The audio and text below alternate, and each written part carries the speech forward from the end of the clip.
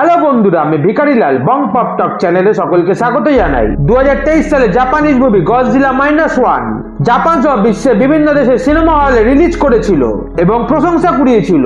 মুভিটি 96তম academic awards এর মঞ্চে সেরা ভিজুয়াল এফেক্টের জন্য অস্কারও জিতেছিল। তবে দুর্ভাগ্যবশত মুভিটি সে সময় ভারতের কোনো হলে রিলিজ পায়নি। তবে সম্প্রতি ভারতে সেটি নেটফ্লিক্সে রিলিজ করেছে এবং আমি মুভিটি সেখানেই দেখলাম, কারণ আমার এই মুভিটি লিগাল ওয়েতেই দেখার ইচ্ছা ছিল।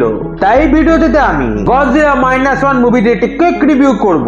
মুভিটি তো জাপানিজ গডজিলা মুভি সিরিজের 33 নম্বর মুভি। মুভিটির গল্প যদি ছোট করে বলি, 1945 সালে দ্বিতীয় বিশ্বযুদ্ধের শেষের দিকে এক জাপানিজ কামিকাজি পাইলট কোইচি সিকিশিমা মৃত্যু ভয়ে ট্রেনের গলদের বাহানায় ওডো আইল্যান্ডে ল্যান্ড করে। ওই রাতে গডজিলা নামক এক ডাইনোসর প্রজাতির প্রাণী ওই আইল্যান্ডে জাপানিজ মিলিটারি ক্যাম্পে হামলা করে, যাকে প্লেনের গ্রানার দিয়ে মারতে কোইচি ব্যর্থ হয়। গডজিলার হামলায় কোইচি এবং তোসাকু তাজিবানা নামক এক নেভি এয়ার সার্ভিস টেকনিশিয়ান বাদে সকলেই মারা যায় এবং কোইচি ব্যাপক হতাশায় ডুবে যায়।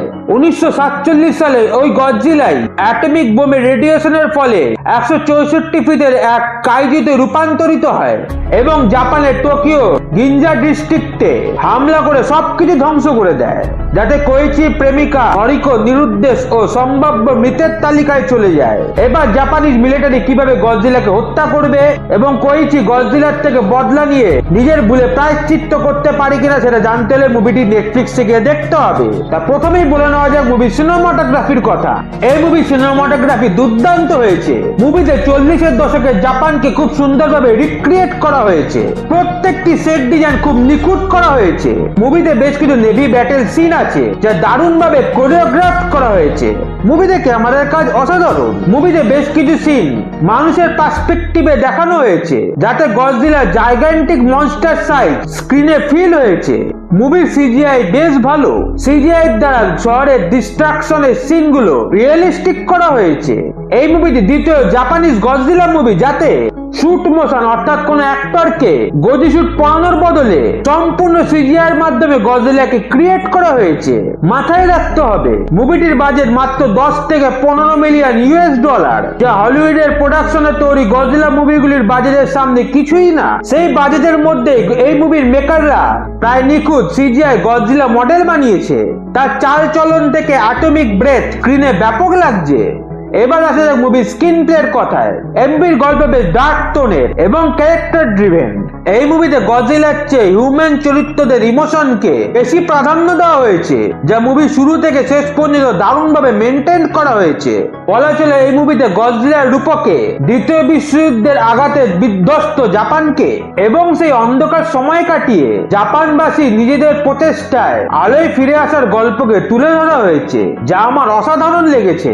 মুভির কাস্টিং এর যদি কথা বলি, তাহলে মুভির মেন লিড চরিত্র কোইচি সিকিশিমার রোলে রিউনসুকে কামিকি দারুণ অভিনয় করেছে। তার অভিনয় চরিত্রের ডেপথ ফুটে উঠেছে।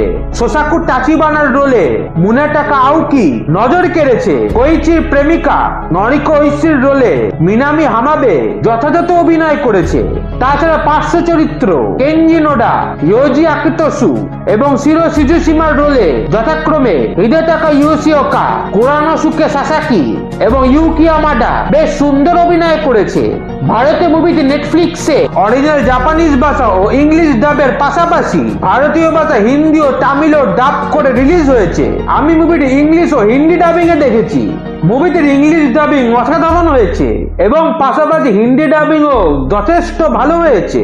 তাই যারা হলিউড চিজি সামার ব্লকবাস্টার গডজিলার বদলে সিরিয়াস কাইজি মুভি দেখতে চাও, তারা নেটফ্লিক্সে গডজিলা -1 মুভিটি দেখতে পারো।